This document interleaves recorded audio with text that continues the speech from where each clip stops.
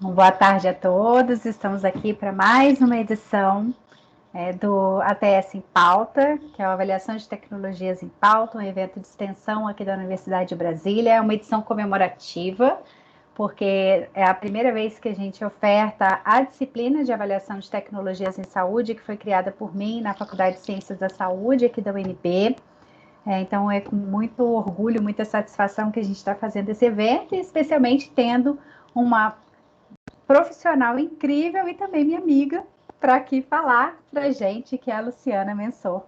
É farmacêutica, graduada na Universidade Federal do Rio de Janeiro, é mestre em ciências farmacêuticas também pela UFRJ, tem MBA em gestão de negócios pelo IBMEC no Rio de Janeiro e é atuante da indústria farmacêutica há 22 anos, sendo os últimos 10 dedicados à farmacoeconomia, à value-based healthcare, acesso ao mercado público e privado e passou pelas empresas Octafarma, Bebrown, Takeda e hoje está na AstraZeneca como gerente de farmacoeconomia e estratégia de valor da AstraZeneca do Brasil e também é professora de workshops, pós-graduação, MBA, inclusive do INSPER e da FIP em São Paulo.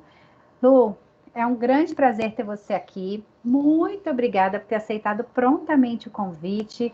Nós temos aqui alunos de graduação, de pós-graduação, tanto da Universidade de Brasília quanto de fora, e também vários profissionais de saúde do Brasil inteiro, inclusive do exterior, assistindo ao evento, e também depois para todo mundo a gente disponibiliza no YouTube para quem não conseguiu se inscrever formalmente no evento. Palavra é sua, mais uma vez, muito obrigada. Imagina, eu é que agradeço, Elaine, pela oportunidade, acho que de estar aqui falando de um tema que é tão maravilhoso para mim, né? Eu sou uma apaixonada, uma entusiasta da economia da saúde, então é sempre um prazer falar sobre o tema, especialmente num projeto tão bacana, né, como esse da Universidade de Brasília, é realmente um privilégio é meu, né, de estar aqui com vocês hoje. E assim, como a Elaine falou, a gente é amigas, né, de longa data, somos amigas de alguns anos, né, de trabalho, já trabalhamos em tantas áreas do conhecimento, e agora poder dividir essa linda oportunidade de trazer esse tema que é tão importante, cada vez mais importante, a gente tem ouvido aí ao longo dos últimos encontros, dos últimos professores convidados conversando sobre acesso, cada vez mais um tema de interesse, um tema de relevância nacional, a gente traduzir a bula de um produto em uma história de vida, né? Acho que foi a definição de acesso ao mercado mais legal que eu já ouvi, veio de um político, inclusive, do Antônio Brito. O Antônio Brito comentou isso, eu achei isso muito bacana, eu trouxe isso para a minha vida e sempre para minhas falas, porque é isso que a gente faz, né? Não basta um medicamento ser prescrito pelo doutor, né, pelo médico, se ele não consegue ter o acesso dos pacientes. Então, é um prazer, como eu falei, um privilégio do assunto aqui. E como é que isso se desdobra dentro da indústria farmacêutica? Bom, a Elaine já falou um pouco, mas esses são meus conflitos de interesse. Hoje eu trabalho na AstraZeneca, sou funcionária da AstraZeneca do Brasil, mas também sou, como eu falei, entusiasmada pelo tema de economia da saúde, valor em saúde e custos. Eu acho que a gente não pode esquecer que saúde não tem preço, mas tem custo, e a gente precisa, então, falar sobre isso e discutir como é que a gente toma as melhores decisões em saúde. Bom, para a gente começar a falar um pouco sobre essa história da economia da saúde, eu gosto muito de fazer essa diferença do que é custo e o que é valor. Eu acho que cada vez mais a gente precisa discutir sobre isso. E quando a gente pensa em custo, custo é quanto que eu pago, né? O preço que eu pago para comprar um produto. Quando eu fabrico um produto, também tem todo o custeio por trás, né? Daquele preço final. Mas no final das contas, em negócios, é o gasto econômico que representa aquele produto ou aquele serviço. Quando a gente fala de valor, eu falo de algo que vai muito além, né? O valor é um preço atribuído, é completamente dependente do que você entende como consumidor, das suas necessidades e dos seus desejos. Então, existe essa diferença, uma diferença muito importante, porque hoje a gente cada vez mais fala de estratégia de valor ou de saúde baseada em valor. E o que é isso, né?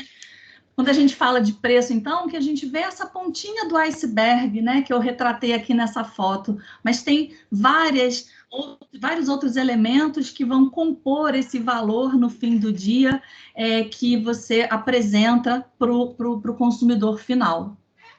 Eu gosto também muito dessa frase que fala sobre preço.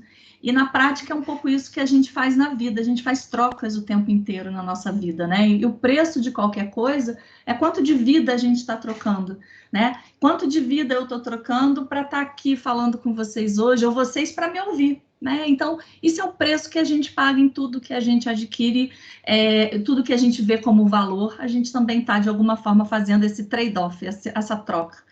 Né? Então, e o que é valor, no final, depende da perspectiva, né? Na perspectiva do paciente, né? Já que a gente está falando em saúde, a gente está falando de qualidade de vida, né? Ele ter acesso mais pronto, mais rápido a um medicamento, por exemplo, com um preço que ele possa pagar, né? Para quem está financiando o sistema da saúde, é o ter uma boa qualidade, claro, mas com um custo também que eu possa desembolsar, com um custo mais baixo possível. Para um prestador de serviço, para um hospital, para um prestador de serviço de saúde, eu quero entregar o melhor desfecho em saúde, mas que eu ainda tenho uma margem de lucro importante, porque eu preciso sobreviver, eu preciso trabalhar e continuar prestando meu serviço.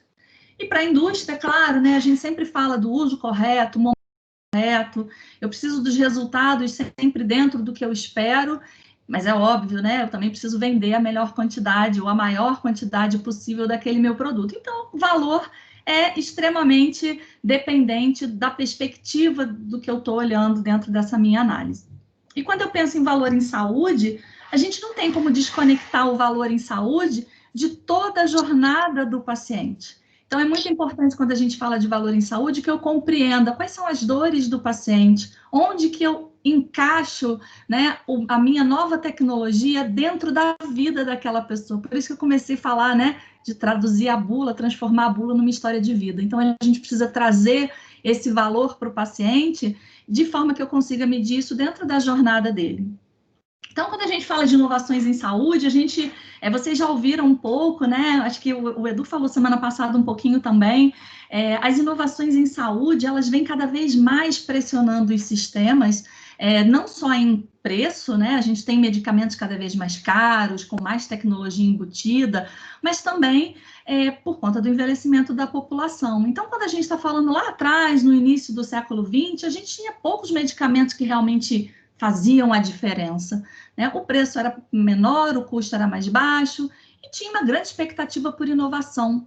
Conforme a gente foi avançando nos anos, né? Aqui no Brasil, a gente começou já desde o início da década de 70, com um desequilíbrio orçamentário maior, a gente precisava entender o que eram os medicamentos essenciais, né? Décadas de 1980 e 90, a gente teve uma grande elevação vertiginosa mesmo de preço, então a gente precisou fazer algumas restrições de uso, né, dentro do país. A política de genéricos entrou mais ou menos nesse momento. A gente também tem a nossa Constituição, né, de 1988, nesse momento social da nossa sociedade. E quando a gente chega no início já do século XXI, a gente tem um grande volume de medicamentos, de lançamentos em saúde, junto com o envelhecimento da população. Acho que o Edu falou muito bem disso na semana passada, comentou bastante isso. Isso tudo gera pressão, né? Quanto mais velha fica a população, maior a demanda por cuidados crônicos, inclusive. Então, nessa carona, a gente começou tendo, então, já há largos 10 ou 15 anos atrás, a economia da saúde como uma aliada, né, para suportar gestores da saúde em tomadas de decisão, né, especialmente pensando, vale a pena eu incorporar essa medicação ou essa tecnologia da saúde? Como é que eu faço essa mensuração?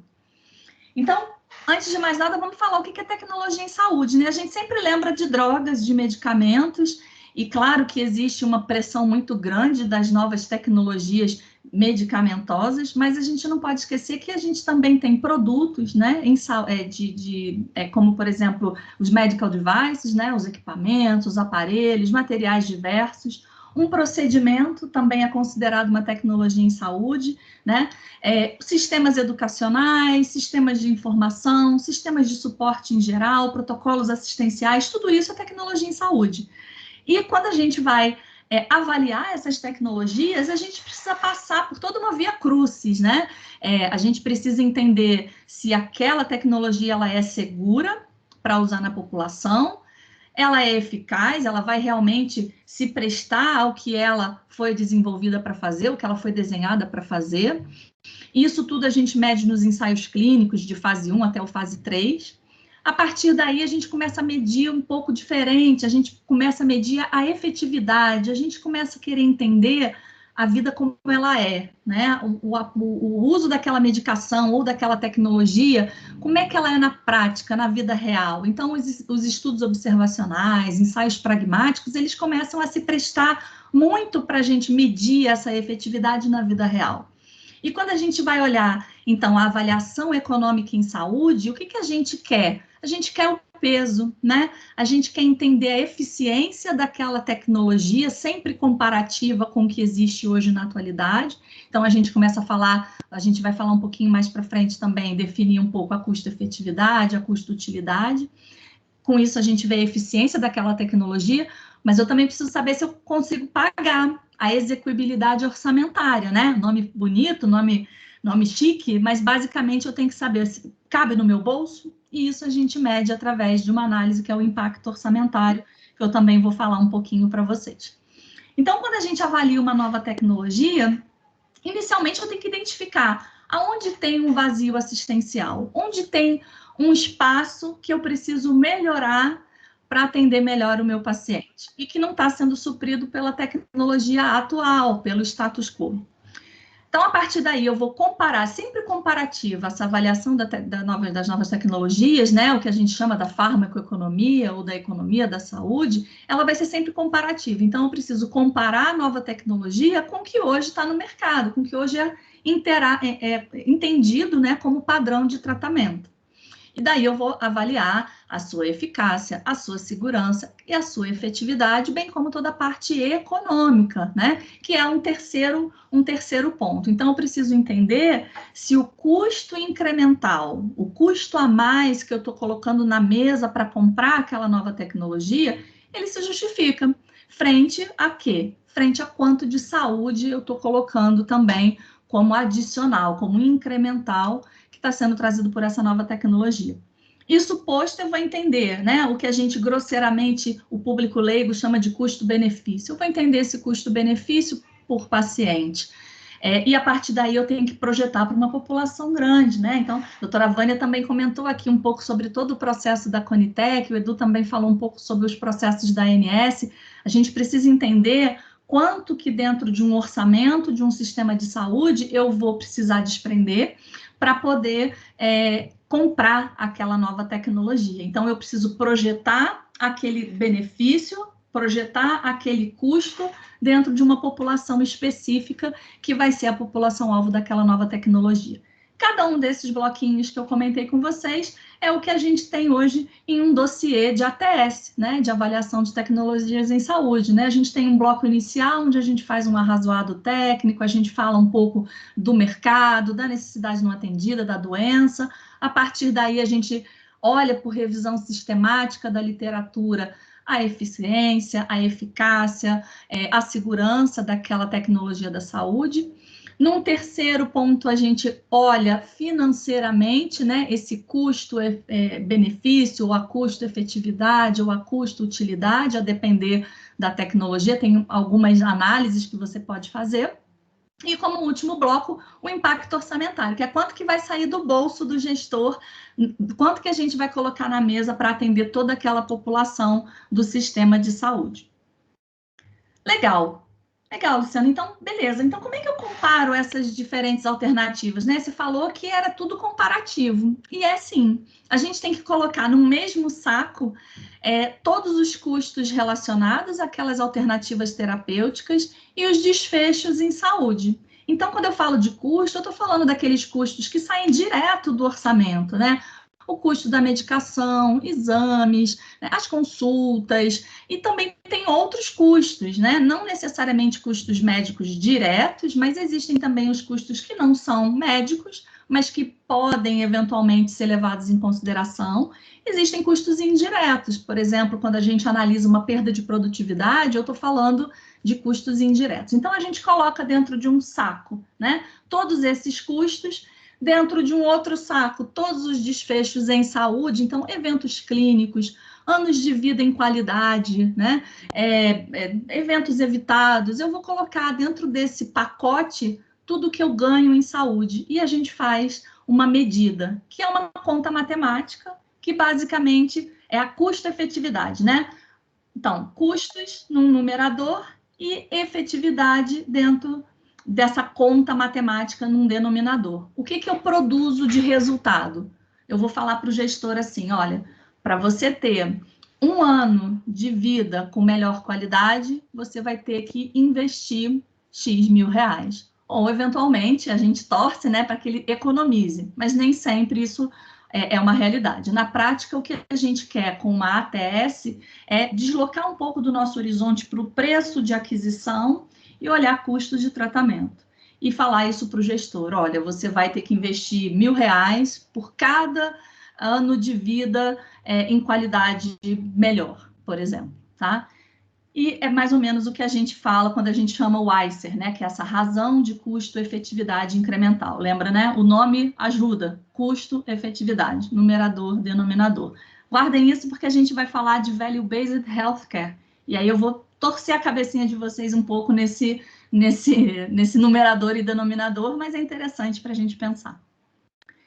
Então, quando a gente pensa em avaliação econômica em saúde, eu estou falando basicamente de fazer, eu falei para vocês agora, né, matemática. Olá, Lu, a gente vai trabalhar com matemática, com caramba, vai sim.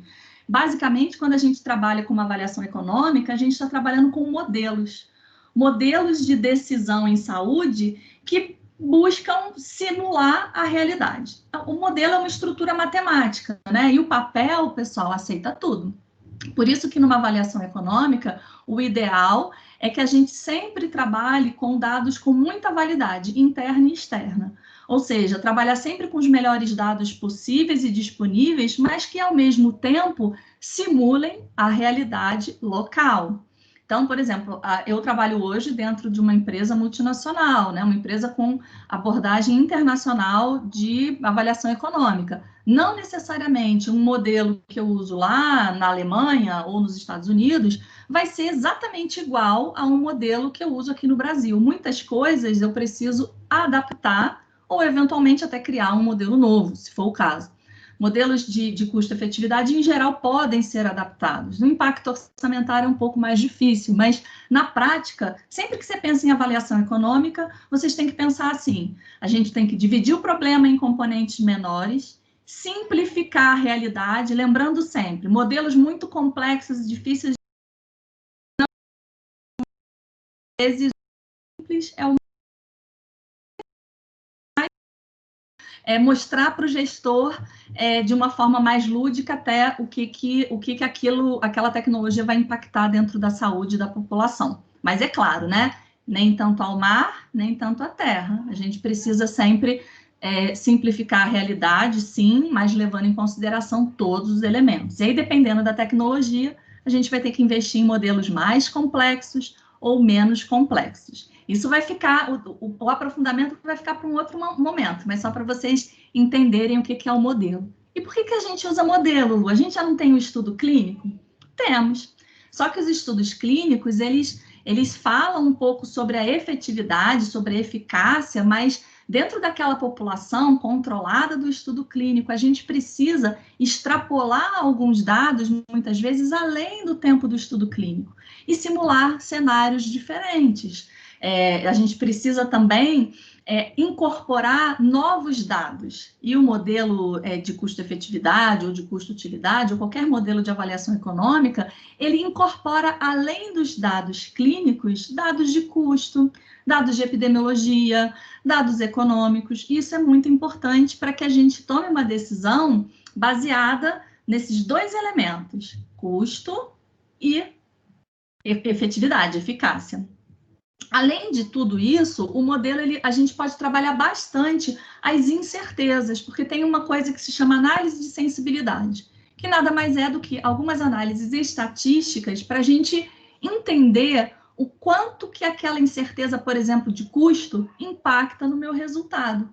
Ou quanto que um dado de eficácia que tem uma dispersão muito grande também vai produzir de incerteza sobre aquele meu ICER, aquele resultado, de quanto que eu tenho que botar de dinheiro na mesa para ter um ano de vida com uma saúde melhor, né? Então, esses modelos, eles ajudam muito a gente a ter todos esses elementos de extrapolação, flexibilidade e análise das incertezas feitas de uma forma muito legal.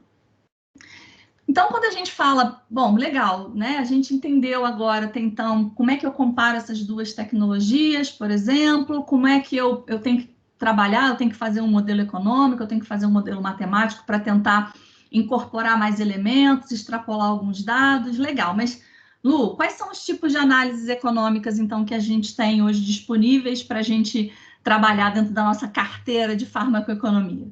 Então, a gente tem 4 análises mais conhecidas, né? São as 4 grandes análises econômicas em saúde. A gente tem a custo-efetividade, que acaba sendo a mais comum, a custo-utilidade, que trabalha com aqueles QALYs, que alguns já devem ter ouvido falar, né, que são os dados de qualidade de vida relacionada à saúde, né, os anos de vida com uma qualidade melhor. A gente tem análises de custo-benefício, que a gente, grosseiramente, né, antes da gente conhecer mais de ATS, a gente fala que tudo é custo-benefício, o leigo fala muito, e tem também a análise da custo-minimização, eu vou mostrar para vocês aqui mais ou menos essas diferenças. Quando eu falo de custo-efetividade, ela é muito parecida com a custo-utilidade. O que a gente usa nessas duas análises como elemento de custo? Tudo que se relaciona com o custo do tratamento. Então, se eu estou falando de uma droga, eu vou considerar o custo do medicamento, mas eu também vou considerar todos os exames, todas as consultas, se eu tenho cirurgias nesse meio do caminho, tudo que entra como custo médico. E aí, a depender da perspectiva, você pode usar custos médicos, custos não médicos ou aqueles custos indiretos, mas tudo que se relaciona com dinheiro que eu tive que colocar na mesa para tratar aquela enfermidade vai entrar numa análise de custo-efetividade, de custo-utilidade. Marca as bolinhas aqui, esses desenhos, porque vocês vão ver que eles aparecem em todas as análises, né? Com relação a custo-efetividade, em geral, a gente fala de um benefício clínico mais relacionado a um desfecho. Então, por exemplo, se eu estou falando de uma intervenção em cardiologia, eu posso trabalhar com eventos evitados, por exemplo. Então, acidente vascular cerebral evitado, infarto evitado, etc. Ou vidas salvas, né? Anos de vida salvos, né? Quantos anos de vida naquela população eu consigo salvar, né? Reduzir a mortalidade. Isso também é um desfecho, que numa custo-efetividade a gente usa. Quando a gente fala de oncologia, a gente usa muito, né? A sobrevida livre de progressão ou a sobrevida global. A gente também pode usar recidivas evitadas. A gente pode usar uma gama de desfechos clínicos que a gente pega dos estudos também, normalmente os estudos pivotais daquela tecnologia. Na custo-utilidade, a diferença é que o desfecho são esses QALYs, que são os anos de vida ajustados para a qualidade. Né? Esse é um desfecho que traduz uma preferência. Normalmente, quando a gente fala de indústria, né, a gente tem muitos estudos de QALY com perspectivas que não são necessariamente brasileiras. Então, seria uma grande limitação, hoje em dia, no meu ver, das análises de custo-utilidade, porque nem sempre você tem o QALY Brasil, né?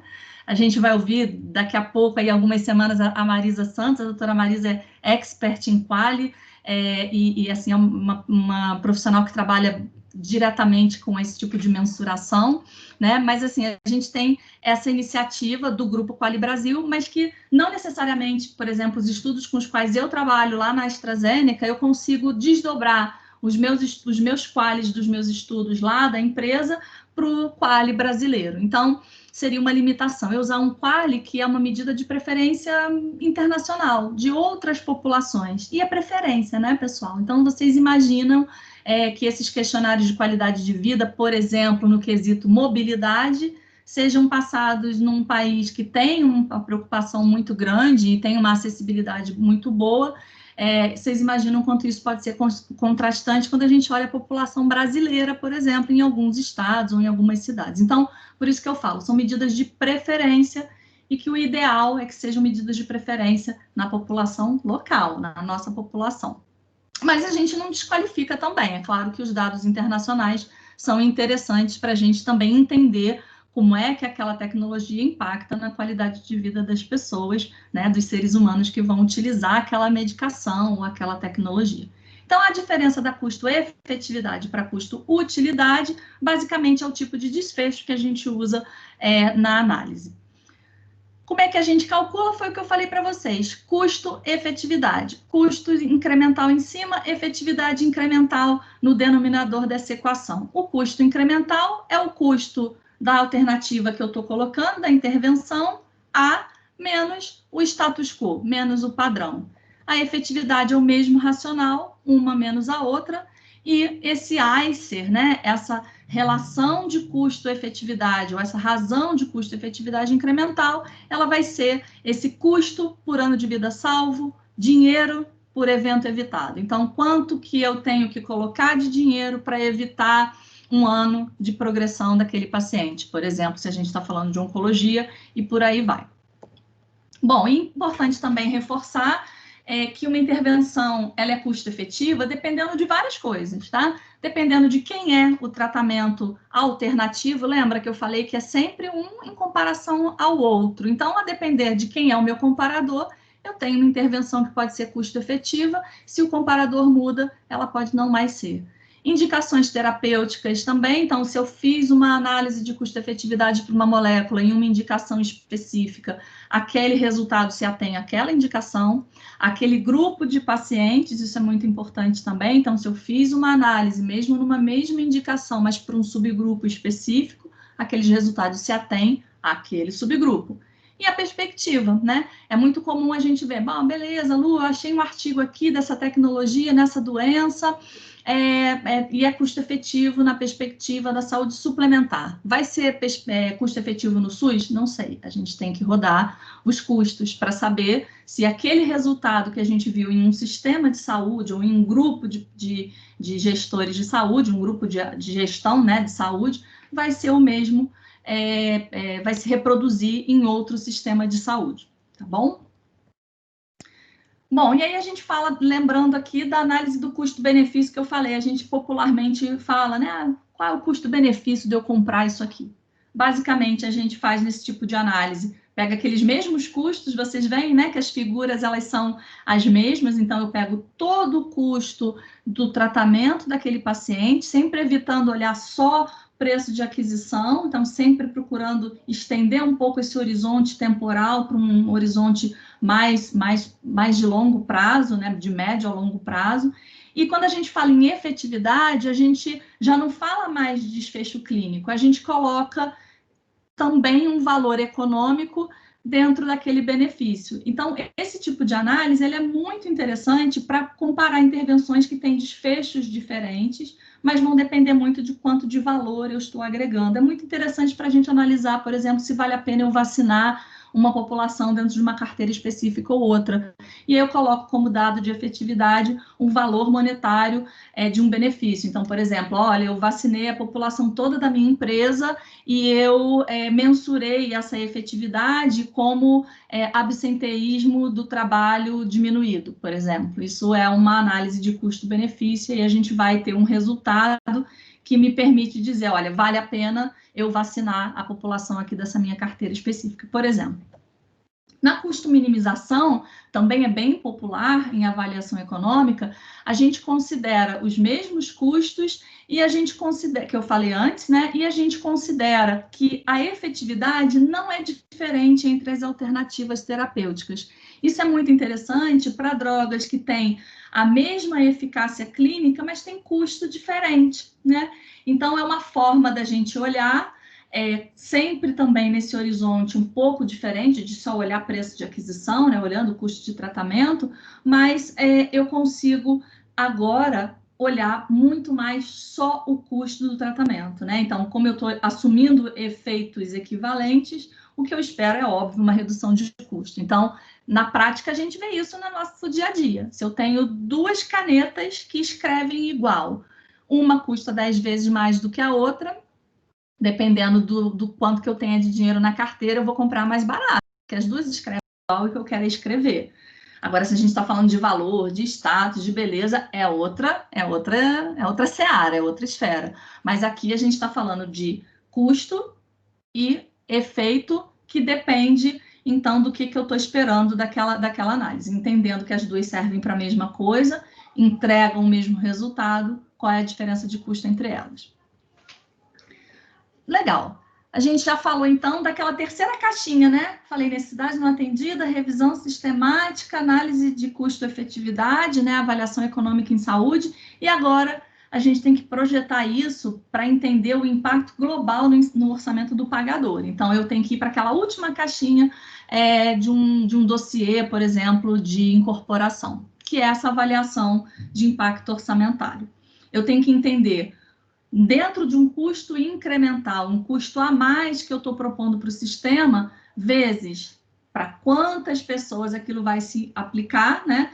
No fim do dia, eu estou dizendo para o gestor quanto de dinheiro que ele tem que botar do orçamento dele para comprar aquela tecnologia. E é claro, isso é extremamente adaptado a essa perspectiva do tomador de decisão.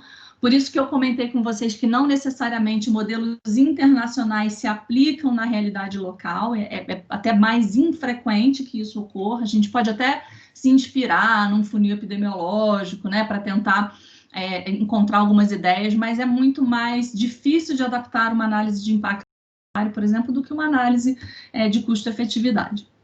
E claro que o horizonte de tempo varia também. Se eu estou falando de eventos muito agudos e que se prendem naquele horizonte ali do hospital, do tomador de decisão, do prestador de muito curto prazo, eu tenho que ter uma análise de impacto orçamentário um pouco diferente, um pouco mais bate-pronto em termos de tempo. Quando a gente fala de governo, de incorporação via SUS ou via ANS, eu tenho já um modelinho de impacto orçamentário que eu preciso falar de daqui a 5 anos, como é que vai ser o gasto daqueles sistemas de saúde. Já tem meio que um padrão, meio não, é um padrão, né? Uma diretriz metodológica que eu tenho que fazer um impacto em 5 anos. Mas quando eu estou trabalhando isso no meu dia a dia, por exemplo, lá na AstraZeneca, a depender da tecnologia com a qual eu estou trabalhando e do objetivo, se é uma doença aguda, se é uma doença crônica, eu também posso ter um impacto orçamentário um pouco mais trazido para um momento mais curto, de mais curto prazo por parte do gestor. É algo um pouco mais simples que a gente consegue trabalhar. E tem duas formas da gente estimar quanto de gente eu vou beneficiar com aquela tecnologia.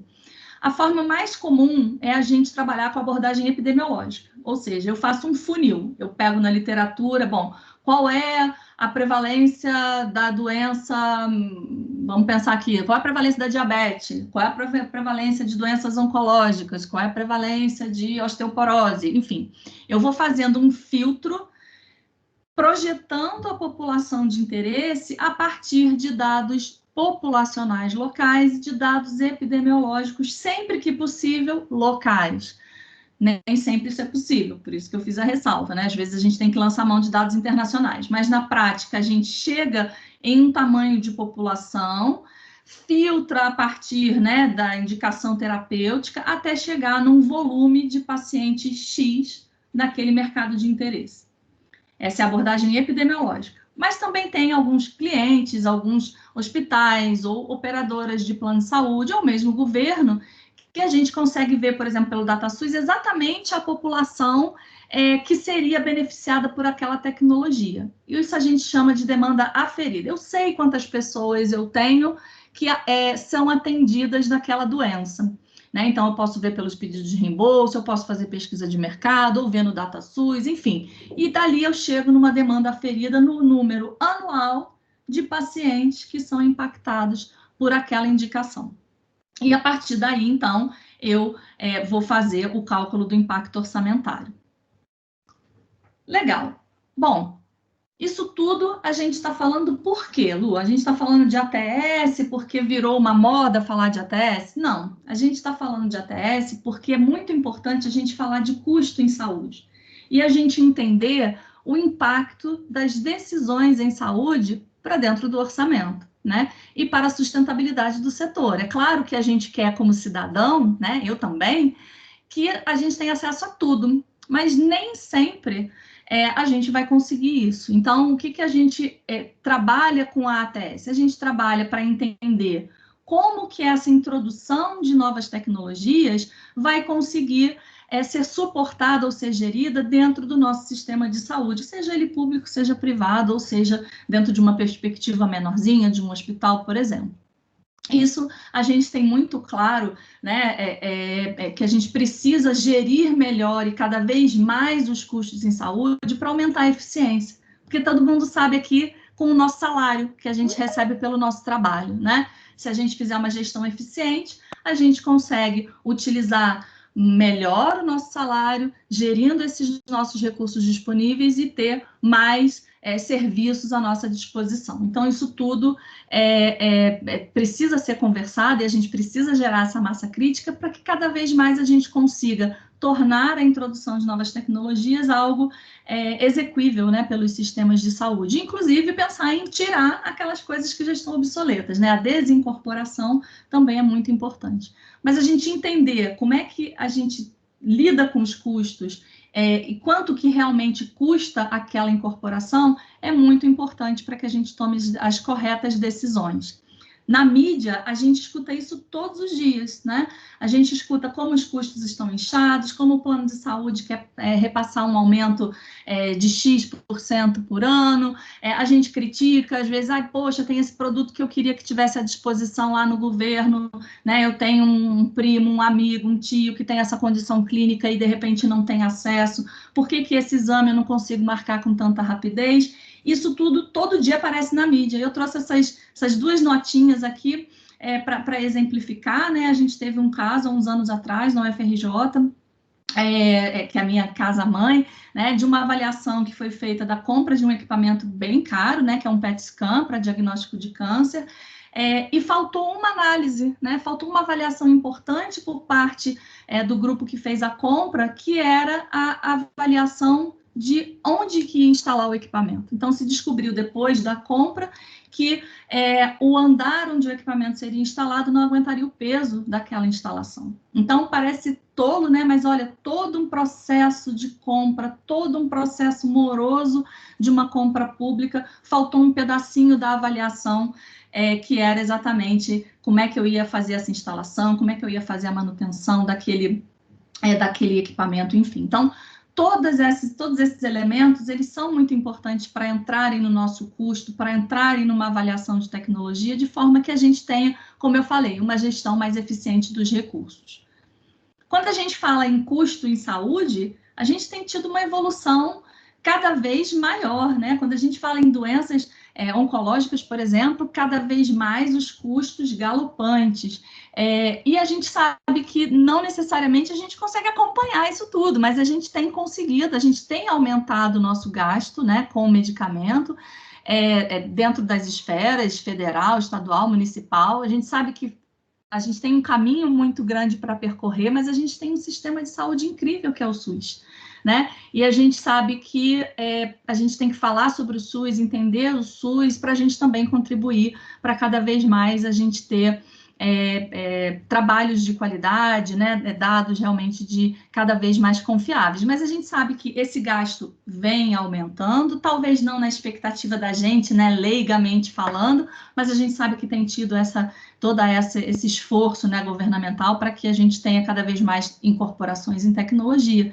E quando a gente olha para os custos, como eu falei, a gente sempre tem que olhar a perspectiva, né? Quando eu penso, por exemplo, no SUS, né, eu vou olhar os custos médicos diretos, eu vou olhar quanto que o SUS gasta em saúde, talvez uma perda de produtividade fosse muito interessante a gente olhar como custos indiretos, mas são custos que não necessariamente vão ser trazidos à luz numa avaliação de tecnologias. Não necessariamente, não significa que não sejam olhados, mas não sejam os majoritários em determinadas tomadas de decisão, da ANS, por exemplo, do nosso plano de saúde, né? Isso tudo a gente precisa sempre entender quais são os melhores custos para refletir para aquele pagador, para aquele cara que vai pagar a conta, né? Qual custo importa para ele.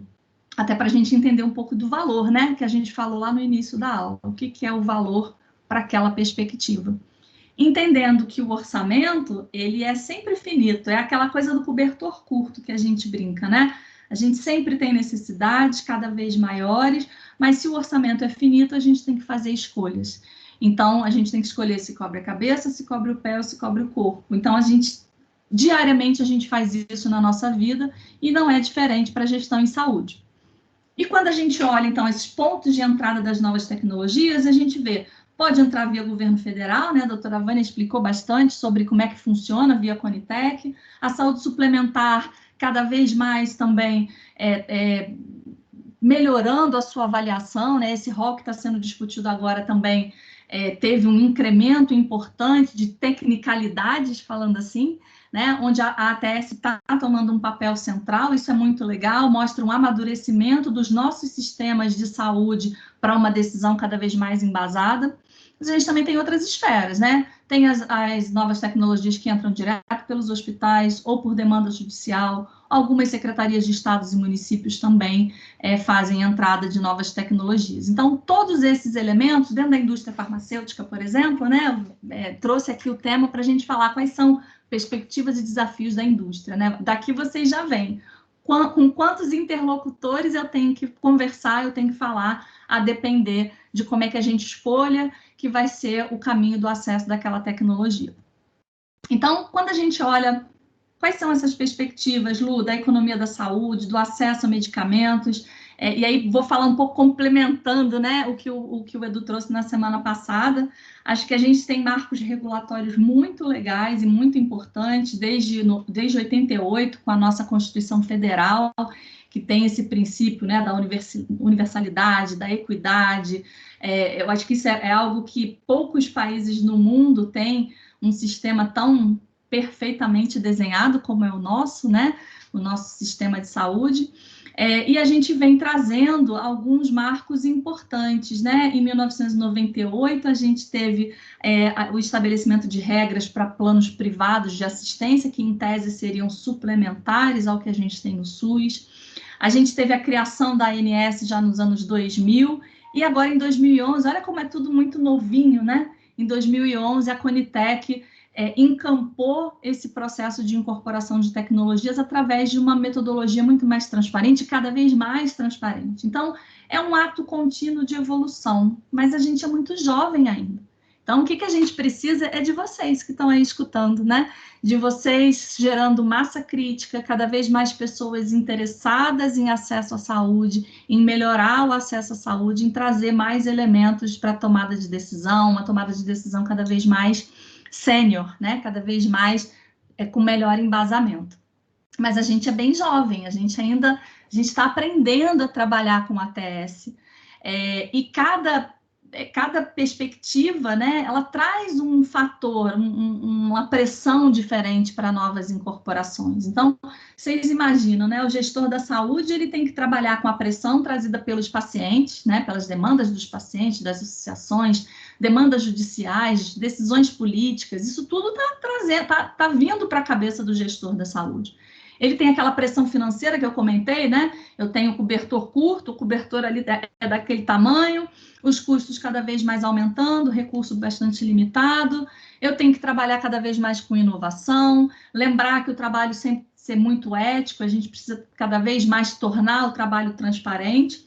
E quando a gente fala de governo federal, todo um desenvolvimento da indústria nacional também passa pela cabeça do gestor, né? Eu tenho que ser um pouco autossuficiente também. Então, claro que isso tudo entra nessa conta na hora que a gente, como gestor da saúde, toma uma decisão. E quando a gente da indústria vai conversar com essas pessoas, a gente tem que entender que a decisão dele é multifatorial, né? Então, como é que eu ajudo, né, a pelo menos ticar alguma das caixinhas ali para ajudá-lo a entender o valor daquela nova tecnologia.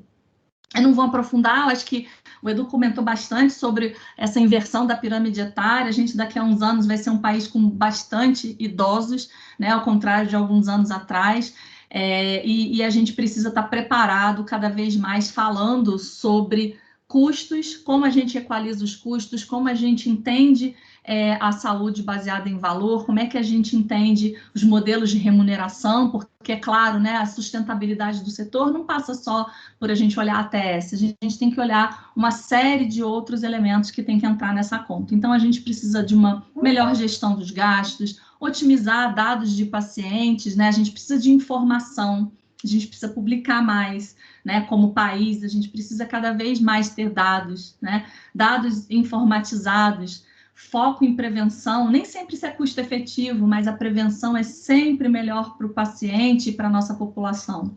E aumentar cada vez mais essa integração entre os diferentes atores, né? Cada vez mais a gente tem que lembrar que nós não estamos sozinhos num cenário de tomada de decisão. Então, a participação multifatorial e de múltiplos atores, ela é sempre muito bem-vinda, porque é isso que aumenta, como eu falei lá um pouquinho antes, né, a senioridade da nossa avaliação. Então, existe uma tendência muito grande para a gente falar em valor, né, em saúde baseada em valor. As últimas aulas, vocês ouviram bastante falar de contratos inovadores, de risk sharing, de como é que a gente vai trabalhar com modelos de remuneração para não ser tão míope, muitas vezes, nos custos em saúde, né, que eu acabei de falar que são muito importantes da gente conhecer, entender e gerir melhor. Quando a gente fala em saúde baseada em valor, vocês lembram que eu falei que eu ia virar a cabeça agora de vocês? Eu já dei uma equação, agora eu vou dar outra. Vamos virar aquela equação de cabeça para baixo? Vamos falar o que é valor. Vocês lembram o que era o ICER, né? Era custo, efetividade. Agora vamos inverter essa jogada e vamos falar, em vez de eu dizer quanto que eu tenho que botar de dinheiro para ter um ganho em saúde, vamos falar o contrário. Vamos dizer quanto em saúde eu dou para você, para cada real que você gasta. Isso é valor. Então, quando a gente fala em saúde baseada em valor, no tal do Value-Based Healthcare, a gente está falando em um sistema de saúde que entrega melhores resultados para os pacientes, e não ao contrário. Então, parece que eu estou virando completamente o assunto, mas a gente está falando, no fim do dia, do mesmo objetivo final, que é ter um melhor sistema de saúde, com custos bem geridos, mas que também entregue os melhores desfechos para quem importa no final do dia, que é o ser humano que vai usar aquela medicação, aquela tecnologia e vai se beneficiar com a sua saúde. E aí, quando a gente fala de saúde baseada em valor, eu estou falando de ter desfechos que importam para o paciente. E desfechos que importam para o paciente, eu vou dar um exemplo para vocês. Cirurgia, prostatectomia radical associada a câncer de próstata. É muito importante que você tenha vida, sobrevida global, né? Mas para os homens que fazem a cirurgia, né, do câncer de próstata, é muito importante para eles se ele vai ter incontinência urinária ou disfunção erétil. Muito provavelmente, esses não são desfechos nobres olhados pelos gestores da saúde, mas para o paciente, para um homem, faz muito sentido. Ele quer, claro, ele quer viver bem, mas ele não quer viver com incontinência urinária e com disfunção erétil. Então, desfechos em saúde baseada em valor precisam entender qual é a dor do paciente. Porque se você não entende a dor do paciente, você também não consegue mostrar o valor para ele.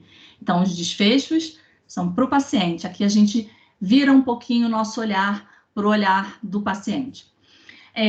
A população também tem que ser muito bem segmentada. Eu preciso entender quais segmentos populacionais mais se beneficiam. Nesse ponto, eu sou bem parecida com a ATS tradicional, né? A gente quer sempre ampliar o máximo possível o uso da tecnologia, mas em populações que mais se beneficiam dela, com menor impacto ao orçamento. Aqui parece um pouquinho, tá? Mas também muito importante na saúde baseada em valor, o acompanhamento em todo o ciclo de cuidado. Não sei se vocês vão lembrar, um dos meus primeiros slides eu falei o que é valor em saúde. E o valor em saúde cobre toda a jornada do paciente. Eu preciso entender como que aquela minha nova tecnologia impacta todo o ciclo de cuidado daquele paciente. Isso é muito importante para a gente ter o Value-Based Healthcare. E o Value-Based Healthcare, ele meio que se conecta também com outro tema que está em alta, que são os acordos de partilha de risco. Lu, por que todo mundo quer fazer isso? Por que é tanto interesse nisso? Claro, gente, tem envelhecimento populacional, uma pressão muito grande de redução de custo. existe cada vez mais inovação tecnológica saindo, e não necessariamente com os melhores desenhados, dos estudos melhor desenhados. Então, existem algumas incertezas, né? Ou incerteza populacional, ou incerteza se aquele desfecho realmente vai ser acompanhado na vida real, enfim. O aumento das despesas, né? As crises econômicas, a gente buscar modelos inovadores, isso tudo soa familiar para a gente aqui, né? A gente está vivendo exatamente esse momento. E a experiência mundial não é diferente. Se vocês observam nesse gráfico, aqui bem no meio dele, a gente tem aqui os anos de 2007 e 2008. E nesses anos, a gente teve uma crise mundial muito grande, e ela foi fundamental para que houvesse um incremento muito grande da experiência por acordos de partilha de risco. Como é que a gente mediu isso? Esse artigo é um artigo de 2018 e ele mostra o número de artigos científicos que falam do tema. Olha como cresceu de 2008 para cá, e deu um boom, claro, em 2015. A gente teve aí mais um momento também mundial, 2014, 2015, também complicado, em termos de crise econômica. Então, assim, vocês veem que isso tudo é motivo suficiente para a gente perseguir. Caramba, eu tenho que trabalhar a inovação, eu tenho que ter modelos inovadores de valor associados aqui nessas incorporações. E vários países, esse aqui é um outro artigo de revisão, né, de acordos de partilha de risco com experiência mundial. A gente tem alguns países que se destacam mais, né? Eu pontuei aqui, eu coloquei o Brasil com interesse crescente. Acho que os meus colegas que falaram nas outras sessões anteriores aqui também comentaram. A gente tem muito interesse, mas pouca experiência, né, ainda, né? Mas a gente tem países, por exemplo, como a Itália, Reino Unido, fazem acordos em nível federal. Em alguns outros países também a gente tendo acordos interessantes, como a Austrália, França, enfim, em modelos variados, tá? Esse mesmo artigo aqui tem um gráfico que mostra, por exemplo, a Itália como o país que mais tem acordos em volume, acordos variados, sejam acordos comerciais ou acordos que são relacionados de alguma forma a um desfecho clínico positivo ou negativo, né? Países como a Suécia, por exemplo, Estados Unidos, Reino Unido, trabalhando um pouco com acordos que geram dados, para vocês verem como isso é importante dentro desse tipo de acordo, gerar dado, acompanhar realmente e ter as métricas muito bem arrumadinhas e publicadas, né, com muita transparência. Então, esse artigo que eu separei para vocês aqui, ele tem 149 esquemas, ele mostra 149 esquemas implantados, a maior parte fora da Europa, né? Desculpa, a maior parte na Europa, né? Mas fora dos Estados Unidos. A gente tem muitos, a maior parte, né, dos esquemas, que é esse que vocês estão vendo em vermelhinho, né? Com esquemas que são relacionados à geração de dados em vida real, isso é muito importante, né? Vocês lembram da efetividade e da experiência realmente da vida real, da vida como ela é, fora daquele ambiente quadradinho do estudo clínico. Isso é muito importante porque às vezes a gente tem resultados bem díspares, tá? O verdinho são acordos baseados em desempenho. Olha, funciona? Legal. Se funciona, beleza. Se não funciona, eu quero meu dinheiro de volta. Isso também é algo que não é novo, não é só na área farmacêutica. A gente tem alguns exemplos aí para mostrar ao longo da história, né? Então, satisfação garantida ao seu dinheiro de volta já existe há muitos anos, né? Não é novo. E também não se aplica só com medicamentos, né? Quem nunca viu a propaganda do desafio Activia, né? Do iogurte. Então, isso algo comum. Cada vez mais a gente começa a falar sobre isso dentro da saúde propriamente dita. E a gente sabe que esses acordos são acordos que reduzem incertezas, né? São acordos baseados em modelos, né, que vão buscar juntar as necessidades da indústria farmacêutica com a dos gestores em saúde e, no geral, as partes envolvidas, elas concordam em realizar pagamentos com base se funciona ou se não funciona, ou se ela tem uma incerteza epidemiológica, olha, eu só pago até um certo número X de pacientes, ou completamente ao contrário, como a gente tem com modelos pós-pagos, olha, eu só pago depois que você provar que seu produto funciona. Então, enfim, tem uma gama de modelos e de possibilidades de acordos inovadores, onde a gente faz um pagamento por performance, enfim, que é para exatamente conseguir agilizar o acesso a uma tecnologia quando a gente tem uma incerteza associada. Bom, como mensagens finais, antes da gente partir para o bate-papo aqui, para eu abrir para as perguntas, eu queria destacar 4 pontos muito interessantes que eu acho que a farmacoeconomia, a economia da saúde, ela traz para a discussão, né? Eu acho que as análises econômicas são ferramentas muito importantes de suporte para a tomada de decisão, suporte para alocar recursos da forma melhor, né? Porque elas oferecem essas projeções, como eu falei, de longo prazo. A gente sai daquele horizonte só do preço de aquisição, são extremamente relevantes. A aplicabilidade desse tipo de análise, acho que a contribuição mais importante desses modelos é que a gente compara custo, padrão de tratamento, sempre na nossa realidade. Isso é muito importante para estimar quanto realmente eu, gestor da saúde, vou ter que despender do meu orçamento, né, para fazer essa inovação. Então, ele consegue entender se é viável, se é execuível, se é factível ele tomar tomar as rédeas daquela nova tecnologia e incorporá-la. Acho que como esse pilar de acesso, né, que eu comento aqui, essas decisões de incorporação, elas não vão ter impacto só na formulação de uma política pública, né? Em última análise, elas mexem com a vida de pessoas, da população, que posso ser eu, amanhã, minha mãe, vocês, né, seus familiares, e eu acho que isso é algo que a gente tem que sempre pensar, né? Nosso sistema universal, a gente precisa discutir o acesso, a gente precisa trabalhar para fundamentar esse acesso. Então, essas decisões, em última análise, mexem com os seres humanos e a gente precisa sempre discutir eles da melhor forma. A generalização de dados, eu acho que é algo também muito importante, eu acho que seria um último ponto para eu destacar, a gente ter validade interna nessas premissas, além de analisar por dentro aquelas incertezas que são geradas, né? Como eu falei, é modelo matemático, o papel aceita tudo, então a gente precisa sempre olhar as melhores práticas para poder generalizar, para eu poder dizer, olha, para esse seu sistema aqui, com base no modelo que a gente desenvolveu, eu tenho esses resultados que podem ser generalizados para toda aquela população de interesse. Então, ter bons dados de fonte, bons dados de validade interna nos nossos modelos econômicos, né, de avaliação de tecnologia, ajuda a garantir a validade externa desses resultados, ou seja, a generalização deles para aquela população de interesse. Enfim, pessoal, era isso que eu trouxe para vocês, para a gente falar um pouco de como é que a gente trabalha com farmacoeconomia, com valor, com estratégia de valor dentro da indústria. Queria deixar os meus contatos, vocês fiquem muito à vontade de entrar em contato se precisarem de alguma informação adicional. E agora eu abro, Elaine, para as perguntas para o nosso bate-papo aqui.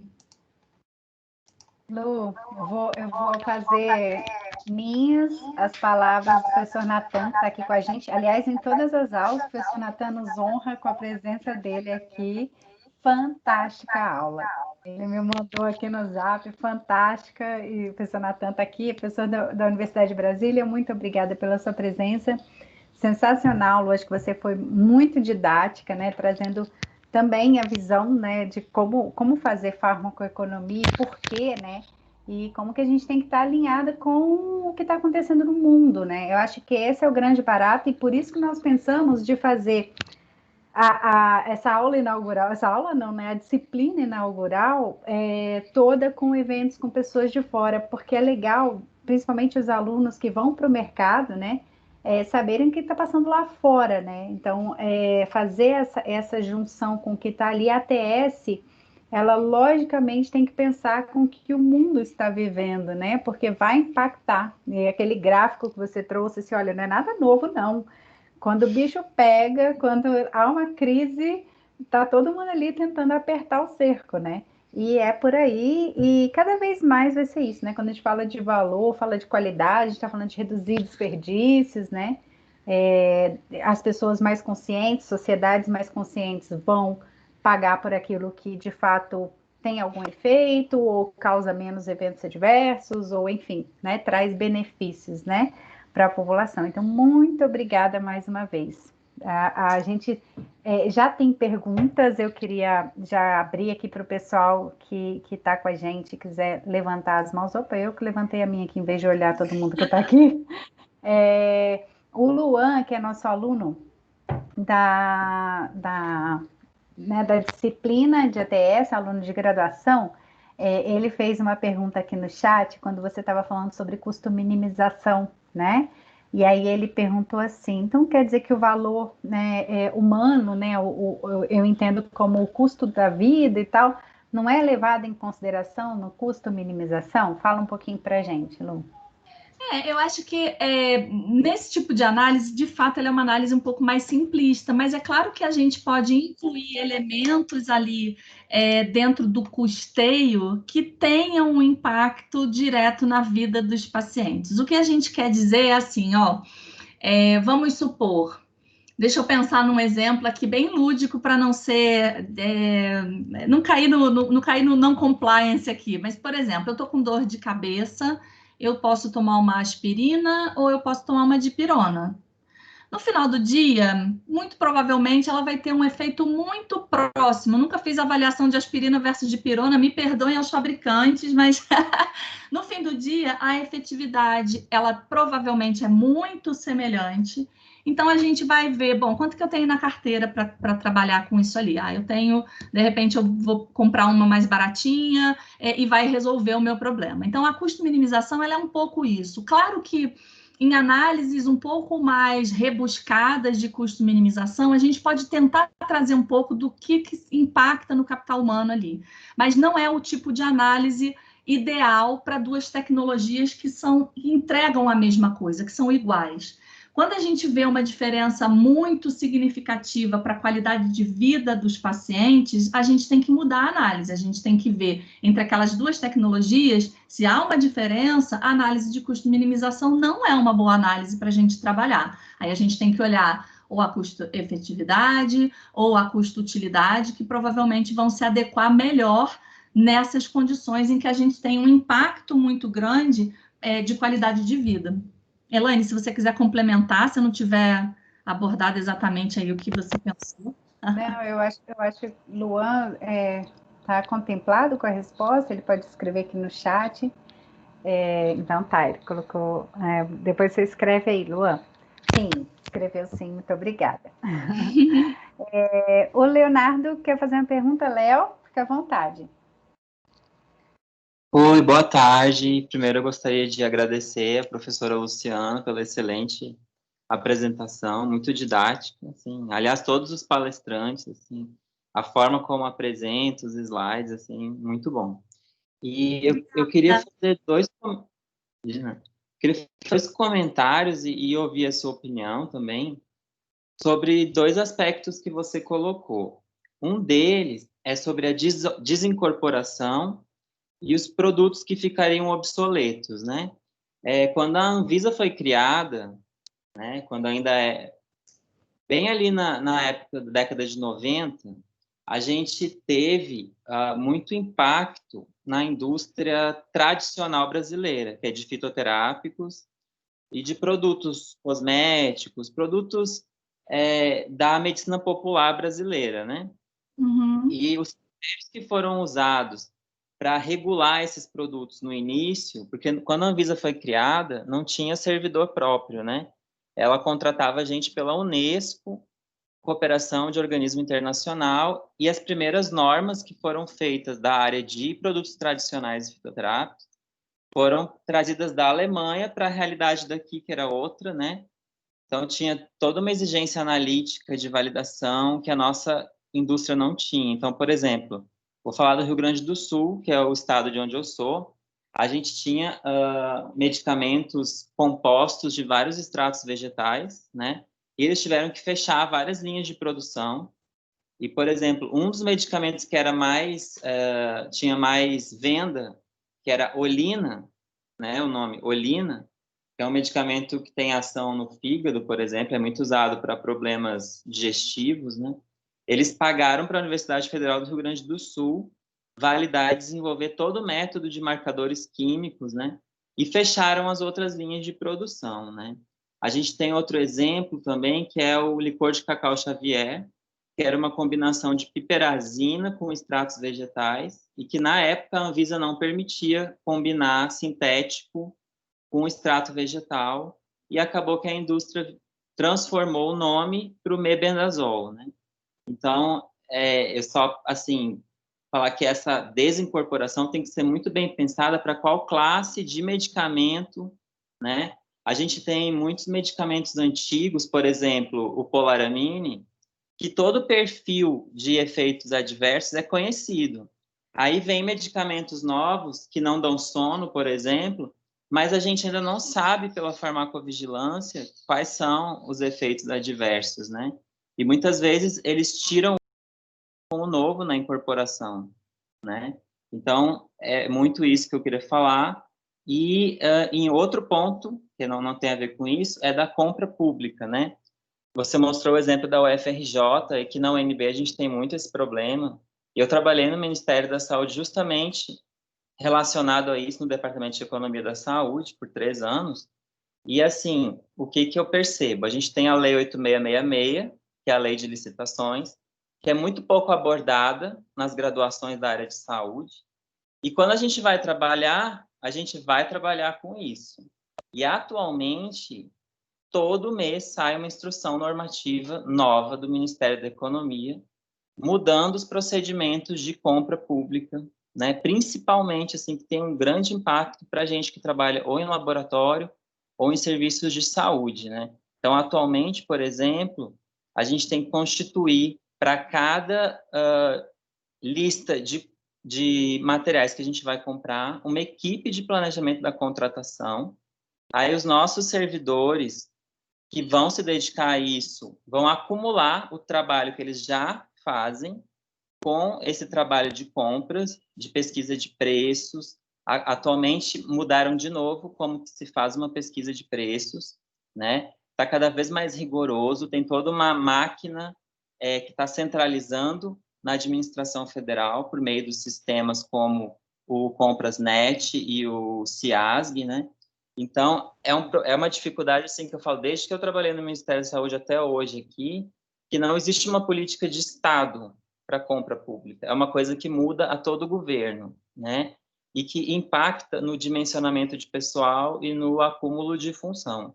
Inclusive, quem tiver interesse, eu orientei um TCC, infelizmente o estudante faleceu, um acidente de trânsito, né? A gente publicou sobre isso na UNB, o processo de compras da UNB, e eu queria deixar aqui, assim, que procurem pesquisar e publicar nessa área, assim, como que as instituições estão fazendo as compras do ponto de vista científico, porque eu acho que a gente ganha muito mais do que do ponto de vista político, né? Desculpem a extensão. A gente vai debater um pouquinho, pode falar, Lu.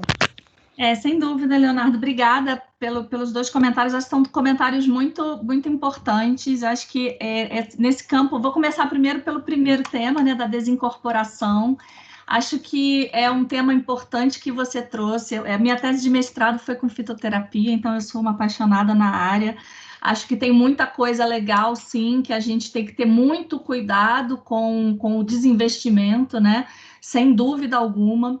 Mas é importante destacar que tem uma diretriz metodológica já para isso, né? Para essa avaliação de desempenho de tecnologias, não só para desinvestimento, mas também para investimento. Então, a gente pode eventualmente ter situações que a gente precise reinvestir naquele ponto ou naquela área terapêutica específica. Eu acho que é um tema que é importante da gente debater, sim, com as sociedades médicas, civil, porque tem, de fato, questões que são muito relevantes e que demandam, por exemplo, investimento em um parque produtivo nacional próprio, enfim, tem questões que são de autonomia mesmo do país. Então, acho que, não sei se eu sou a pessoa mais indicada para entrar nessa seara, mas eu sou uma entusiasta da gente sempre buscar a melhor gestão possível, sabe, Leonardo? Então, acho que no sentido da incorporação, da obsolescência que eu quis dizer, é porque a maioria dos produtos tem esse perfil, mas é claro que existem tecnologias, e não só medicamentos, né? Existem tecnologias em saúde que precisam de uma avaliação muito profunda, e eu tenho muita segurança que a Conitec vem cada vez mais estando atenta a isso, para realmente não tomar nenhuma decisão de desincorporar precipitada, precoce, o que vai desassistir a população. Depois a Elaine pode comentar talvez um pouco melhor, com um pouco mais de experiência, né, Elaine? Mas assim, é a minha impressão, até um pouco como cidadã, como acompanhadora estudiosa da área de ATS, né? Então, é importante a gente coração, porque tem coisas muito velhas que estão para trás e que não abrem espaço, né, em termos de recurso financeiro para o novo. Mas isso tem que ser feito, você tem toda a razão, com muito cuidado. O segundo tema das compras públicas, eu acho que você tocou num outro ponto, Leonardo, que eu sou assim apaixonada, que é de exortar as pessoas a publicar. A gente precisa, sim, discutir cada vez mais com base em métricas reais, do que a gente tem na prática, né? O exemplo da UFRJ não é absolutamente nenhum demérito, o time da UFRJ é do coração, minha casa mãe, né? E assim, muito trabalho eu sei que é desempenhado pelas equipes de ATS, pelos grupos de avaliação, pelos grupos mais variados.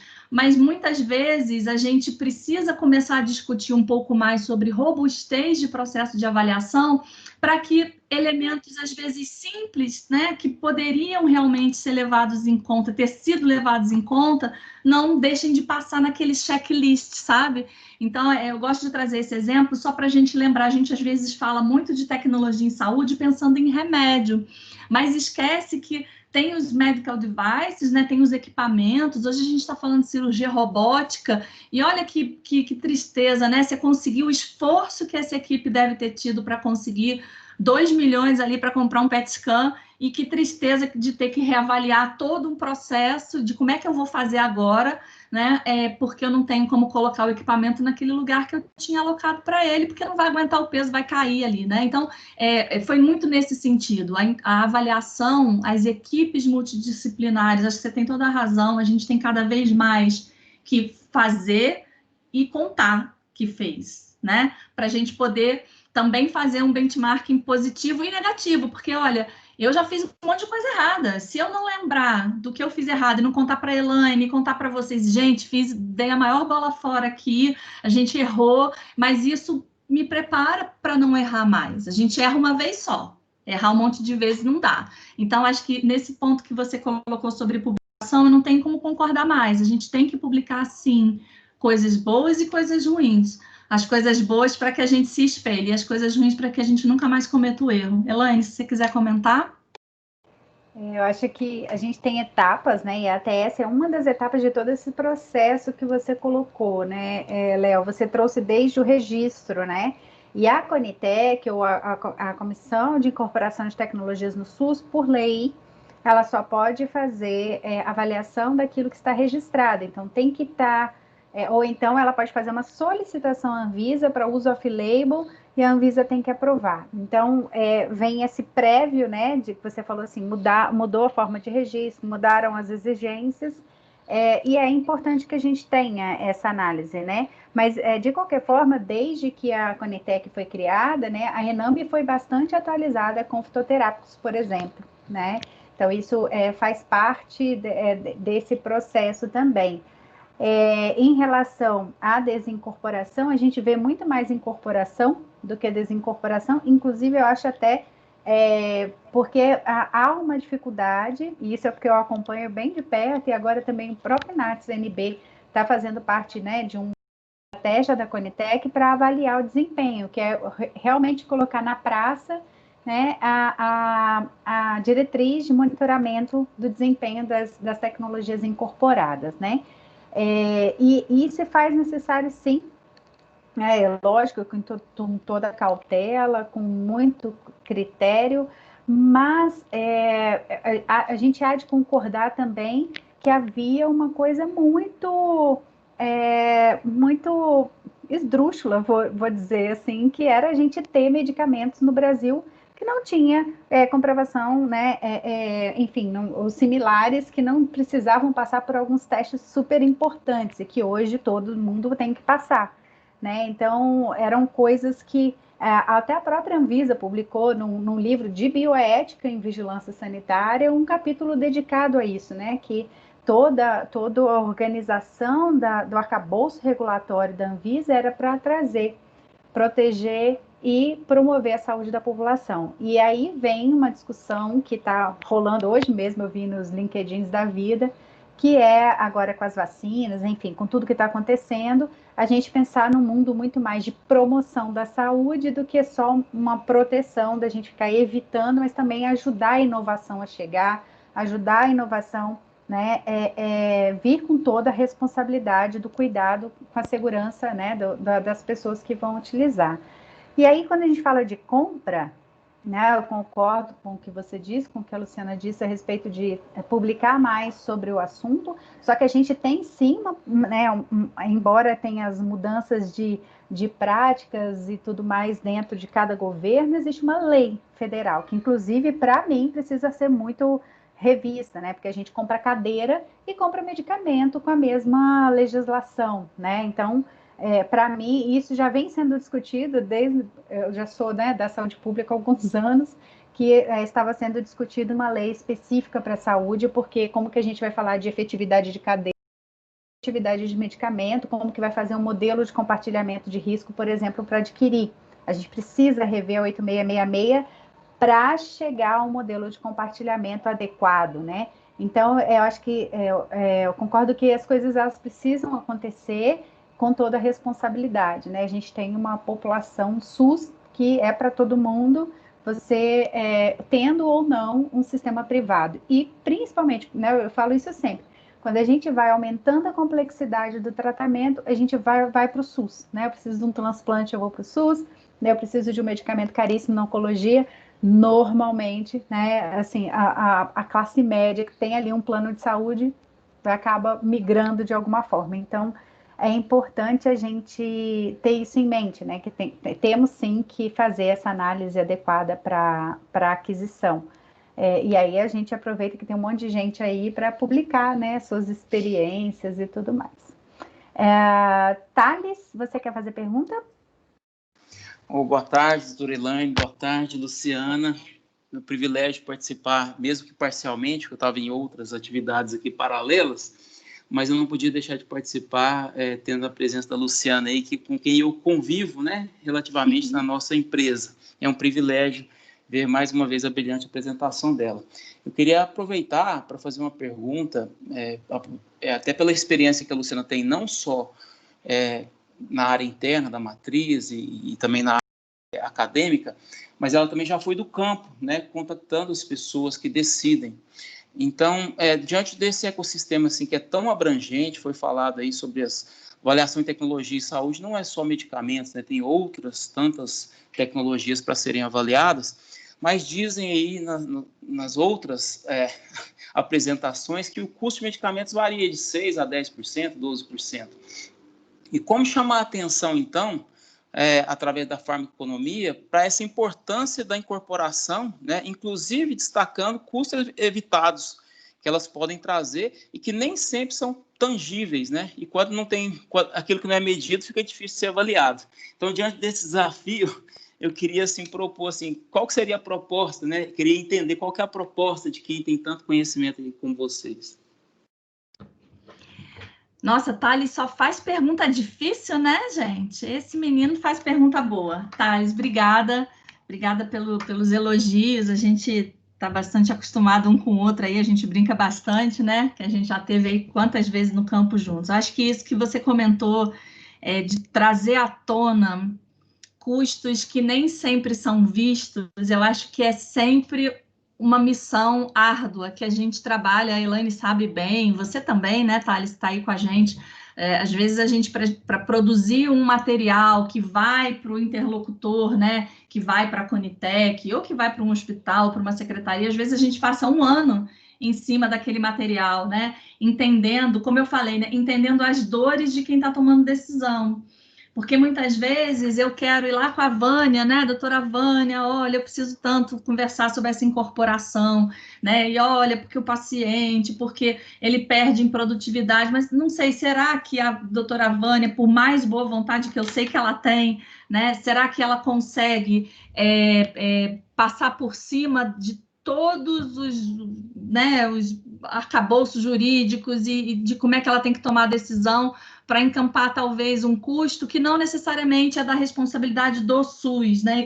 Isso é muito difícil. Eu sou uma entusiasta em custos indiretos, por exemplo. Eu acho que cada vez mais a gente tem que entender essa perda de produtividade do paciente, quanto que ele deixou de produzir para a gente como sociedade, porque isso é muito importante, né? Quanto que o sistema como um todo, o país perde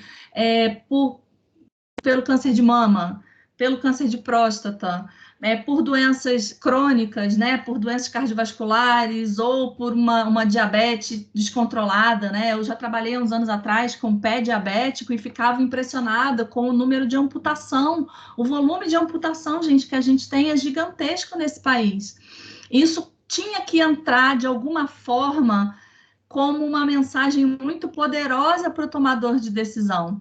E acho que Tales compartilha da minha indignação de que nem sempre isso é levado, infelizmente, na tomada de decisão. Como é que a gente pode tentar trazer à tona esses elementos, nem que seja como um desfecho secundário, né? Fazendo paralelo aqui dos estudos clínicos, enfim. Acho que as análises multicritério, né, são bons exemplos, né? Acho que quando a gente olha para o MCDA, por exemplo, a gente consegue encampar através dele elementos que talvez não tivessem grande destaque se estivessem isolados dentro de um processo de ATS normal. Gosto muito de metodologias como é o experimento de escolha discreta, onde a gente também traz outros elementos de tomada de decisão por diferentes perspectivas, inclusive do paciente, que não necessariamente entrariam numa ATS tradicional. Então, eu acho que a gente precisa cada vez mais amadurecer a gente, né? É por isso que a gente está aqui hoje, né? Que vocês sejam a próxima geração de ATS que vai discutir isso com outro nível de maturidade do que a Lu, que começou há 10 anos atrás, né? Acho que a gente precisa cada vez mais dessas metodologias inovadoras, de trazer múltiplas perspectivas e de falar, sim, sobre temas que não necessariamente são temas confortáveis ou que, às vezes, não necessariamente remetem à perspectiva do pagador, né? A gente fala do pagador, mas é o gestor da saúde, é o formulador de política pública de saúde, porque, às vezes, aquele custo não sai da saúde, sai do Ministério do Trabalho, sai da economia, enfim, a gente tem que começar cada vez mais a amadurecer. Mas, como eu costumo falar, quando eu apresento aquele timeline do marco regulatório, eu falo muito sobre isso, nós somos jovens ainda. E eu acho que a gente está em construção. Então, talvez uma forma de ajudar a mostrar esse ralo de dinheiro, né? Eu costumo sempre dar esse exemplo. Tem um ralo que a gente não sabe onde está, mas tem. Então, como é que eu ajudo a, de repente, não tampar, se eu não conseguir tampar no primeiro momento, mas, né, diminuir essa vazão desse ralo, ou entender onde ele está, pelo menos, para tentar monitorar ali se está escoando muito ou pouco, né? Trazendo esses temas que nem sempre são confortáveis ou que nem sempre podem ser levados em consideração no primeiro momento pela Conitec, mas que ajudam a gente a conversar com pessoas que estão a fim de conversar. Então, quando a gente conversa com a doutora Vânia, por exemplo, eu tenho certeza que ela se interessa nos temas e ela tem vontade, assim como outros gestores da saúde, que eu, Tales, a gente, né, no dia a dia a gente conversa com gestores municipais ou estaduais ou gestores de operadoras de plano de saúde que podem eventualmente ter essa visão. Puxa, que legal isso que a Lu está falando, eu vou começar a prestar mais atenção nisso. Isso pode não sair do meu bolso, mas tem um impacto muito importante para a tomada de decisão do nosso parque produtivo, do nosso país como nação. Então, acho que isso faz parte um pouco do nosso trabalho. Lembrando, Elaine, uma coisa que eu ouvi um pouco na aula passada do Edu, eu acho que a análise está correta, né? Eu acho que a gente pensa assim, né? Um quarto da população tem plano de saúde, os outros 3/4 vão para o SUS. Mas eu imagino a dificuldade da doutora Vânia, porque ela não pensa em 75% da população, ela pensa em 100%, porque eu sou cidadã brasileira. eu tenho um plano de saúde hoje. Mas quando a doutora Vânia toma uma decisão de incorporação, ela tem que tomar a decisão pensando em mim também, porque eu sou cidadã do Brasil e eu tenho direito a receber os tratamentos. Então, assim, é muito difícil, Thales. A sua pergunta ela não é simples de responder. Eu acho que é uma pergunta muito inteligente, muito boa, e esse grupo de pessoas que estão aqui para trazer as perguntas incômodas e perguntar para os gestores, vem cá, e esse dinheiro aqui, que eu sei que não é você que paga, mas será que isso aqui não é importante? Elaine, você quer complementar? Eu fui muito empolgada, de repente, não, né? Não, é isso. E assim, né, isso a gente falando só de custo, pensando para a população, pensando na saúde em si, eu acho que a gente está evoluindo, por exemplo, com a entrada do paciente testemunho. A gente viu uma consulta pública que também mudou a decisão da Conitec quando o paciente coloca qual desfecho que importa.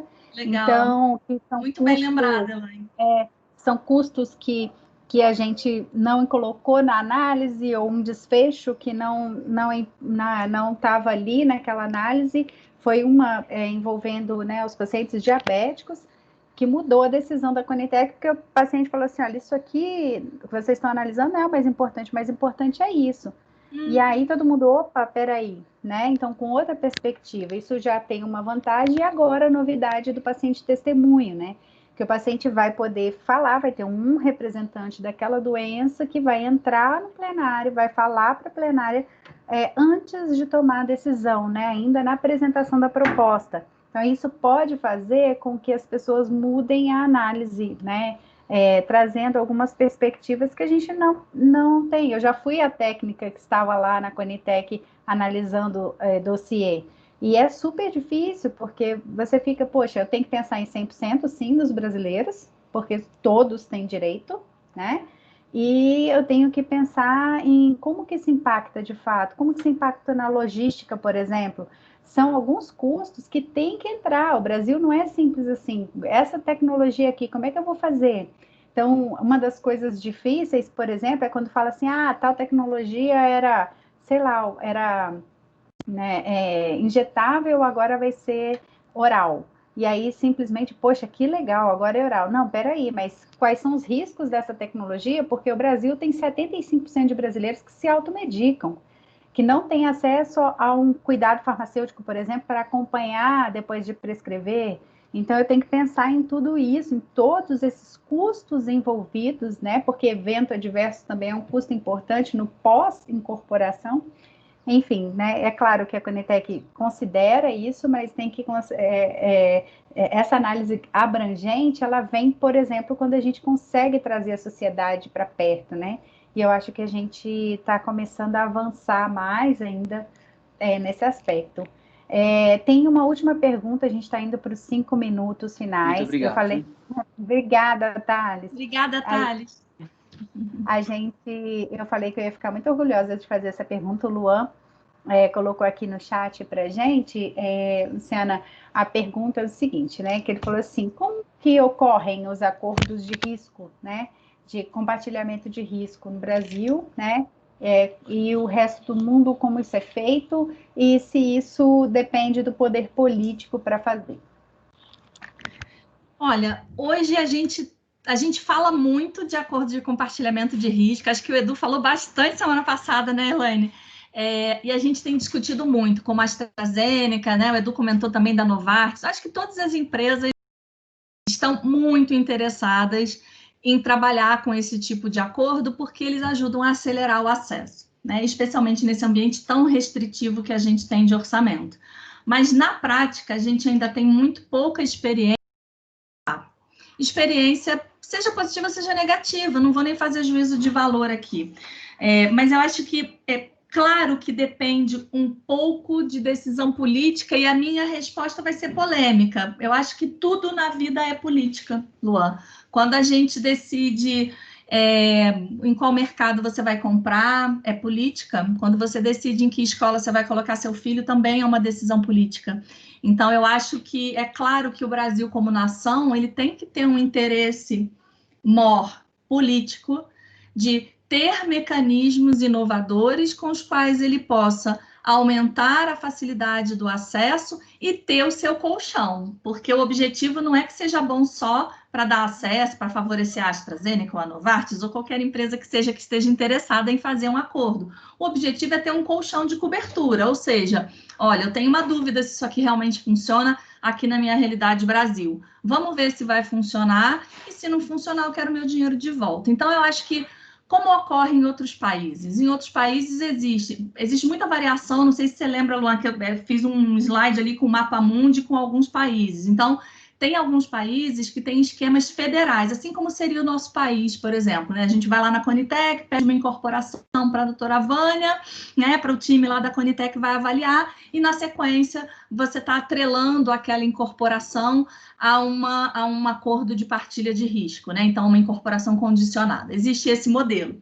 Mas existem outras formas de fazer via descentralizada. Então, existem outros países, como, por exemplo, no Canadá, você faz acordos nas províncias, não necessariamente é algo unificado para o país como um todo. Aqui no Brasil, a gente pode também ter acordos fragmentados, por exemplo, em determinadas operadoras de plano de saúde, ou em determinados estados, né, ou municípios, claro, né, que se interessem, porque eles também podem fazer suas incorporações, independente do governo federal. Eu acho que o mais importante aqui não é ter uma fórmula, eu acho que é ter a decisão de fazer algo diferente. Vamos dizer assim, a decisão política de tomar risco. Porque tomar risco não é desconto. Então, eu costumo sempre falar isso quando eu estou numa conversa sobre compartilhamento de risco com um gestor da saúde. Se você quer desconto, vamos conversar comercialmente. Então, vai vir uma equipe comercial, que não sou eu, e vai conversar com você sobre desconto. Se você quer partilhar risco, o que você quer como gestor da saúde? Você quer dado, você quer ter dados de vida real. Você quer ter o colchão que eu estou brincando aqui, né, ludicamente, para se eu cair, eu ter onde cair, não cair no duro, né? Então, assim, eu devolver, né, eu vou ter de volta uma parte, pelo menos, do recurso por uma não performance, por exemplo.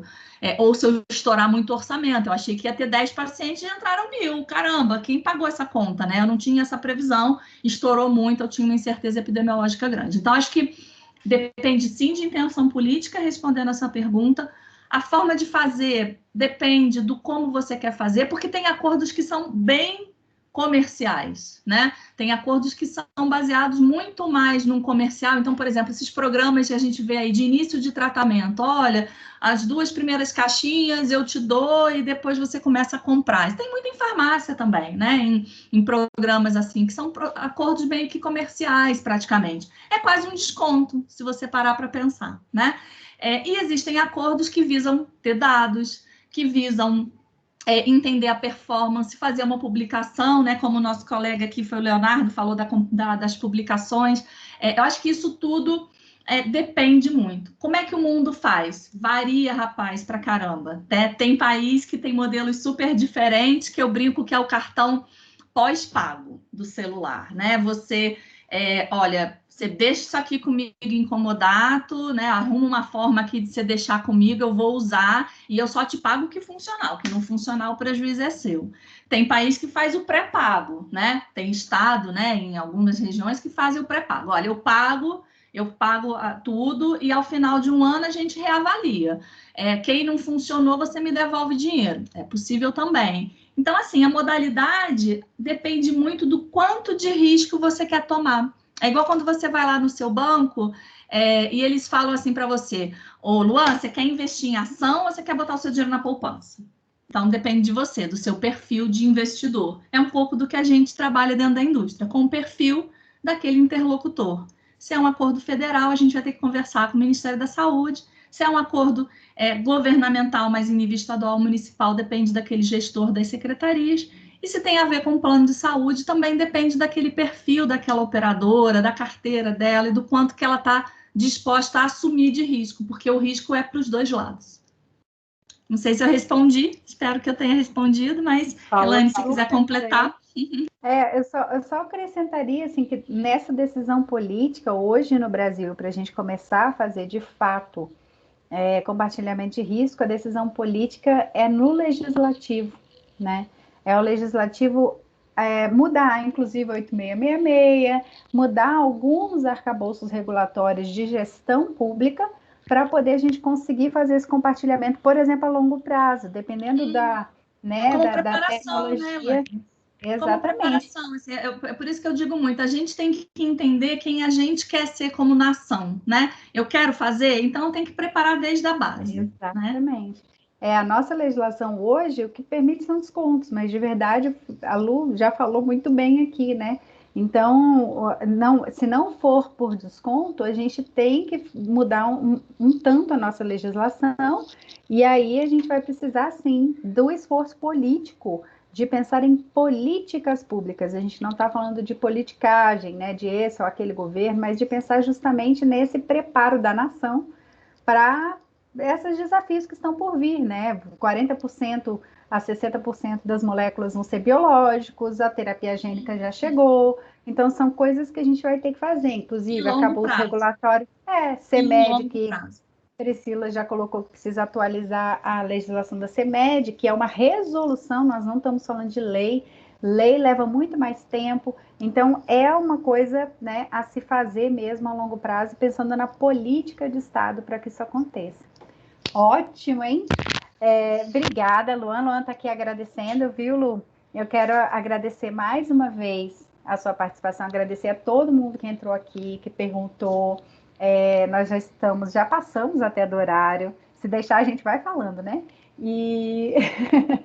Então, muito obrigada, Lu, mais uma vez, por você ter aceitado participar do nosso evento.